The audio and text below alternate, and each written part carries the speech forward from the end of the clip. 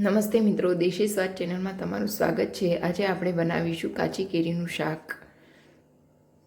ઉનાળો આવે એટલે આપણા મનમાં બે જ વસ્તુ રમે, એક તો ઠંડો પવન અને બીજું કાચી કેરી। પણ સાહેબ, માત્ર પાકી કેરી જ નહીં, ઉનાળામાં અસલી મજા તો પહેલાં કાચી કેરીની જ આવે છે।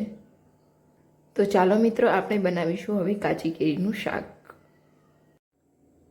કેરીનું શાક બનાવવા માટે મેં અહીંયા 400 ગ્રામ જેટલી એટલે કે બે નંગ કેરી લીધેલી છે। અહીંયા મેં તોતા કેરી લીધેલી છે, જે થોડી ઓછી ખાટી હોય છે। તમે કોઈ પણ કેરીનો યુઝ કરી શકો છો।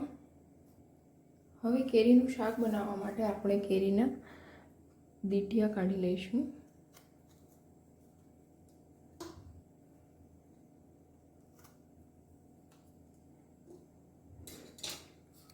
અને તેની છાલ કાઢી નાખશું।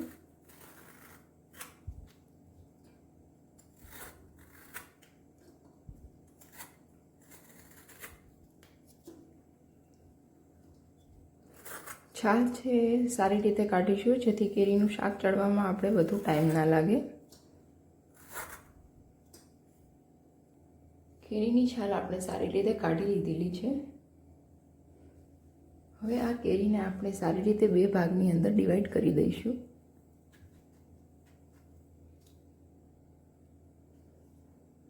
અને તેના મીડિયમ સાઇઝના ટુકડા કરી લઈશું।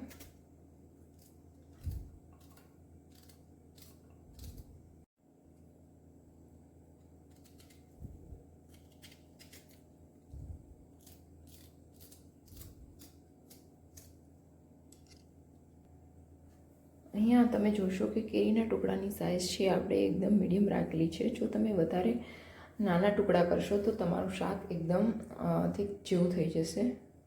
હવે આ કેરીના ટુકડાની આપણે અંદર અડધી ચમચી જેટલું હળદર પાવડર,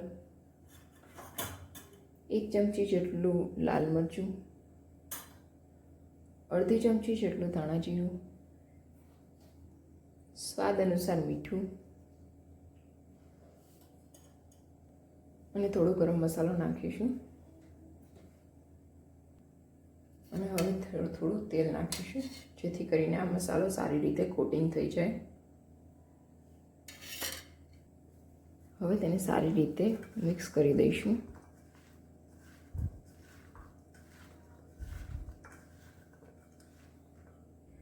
મસાલો કેરીના ટુકડા સાથે સારી રીતે કોટિંગ થઈ ગયો છે।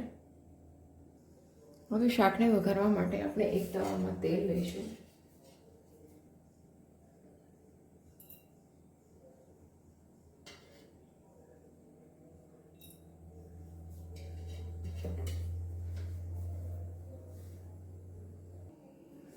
તેમાં થોડી રાઈ નાખીશું, થોડી ધાણા જીરું નાખીશું, લીમડાના પાન નાખીશું અને ત્યારબાદ સૂકું લાલ મરચું નાખીશું। અહીંયા વરિયાળી ઓપ્શનલ છે, જો તમને વરિયાળી પસંદ હોય તો તમે વરિયાળી પણ નાખી શકો છો। ત્યારબાદ આપણે તેમાં કેરીના ટુકડા નાખી દઈશું।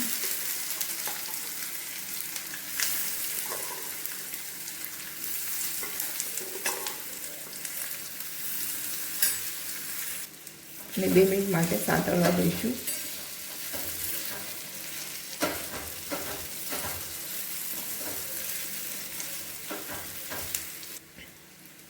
ત્યારબાદ તવા ઉપર ડીશ ઢાંકી અને તેને 2 મિનિટ માટે ચડવા દઈશું અને ડીશ ઉપર થોડું પાણી નાખી દઈશું।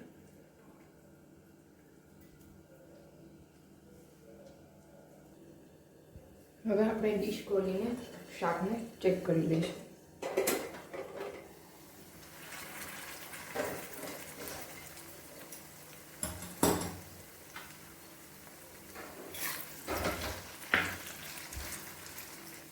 હવે ત્યારબાદ આપણે તેમાં અડધો વાટકો જેટલો ગોળ નાખીશું। અહીંયા મેં 1 વાટકા જેટલી કેરીના કટકા લીધેલા હતા, તેની સામે હું અડધો વાટકો જેટલો ગોળ નાખીશ અને થોડીવાર માટે શાકને સાંતળવા દઈશું। આ દરમિયાન આપણે ગેસની ફ્લેમ છે એકદમ ધીમી રાખીશું, જેથી કરીને આ ગોળના કટકા છે એ કેરીની અંદર એબ્ઝોર્બ થઈ જશે અને તેમાં 2 થી 3 ચમચી જેટલું પાણી નાખી અને ડીશને ફરીથી ઢાંકી દઈશું.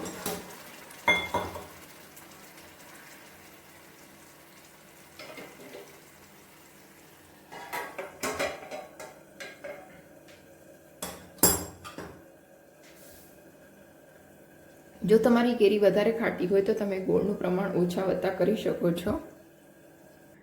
હવે આપણે ડીશ ખોલીને શાકને ચેક કરી લઈશું.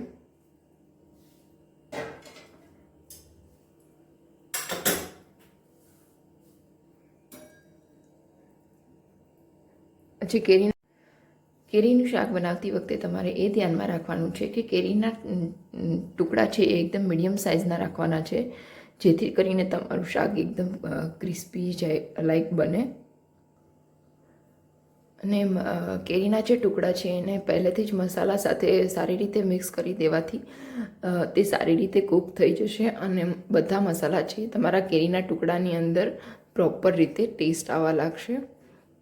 ત્યારબાદ મેં અહીંયા 2 વાટકા કેરીના ટુકડા સાથે 1 વાટકા જેટલો ગળ લીધેલો છે. તેને તમે પ્લસ માઇનસ બી કરી શકો છો. જો તમારી કેરી વધારે ખાટી હોય તો તમે ગોળનું પ્રમાણ વધારી શકો છો.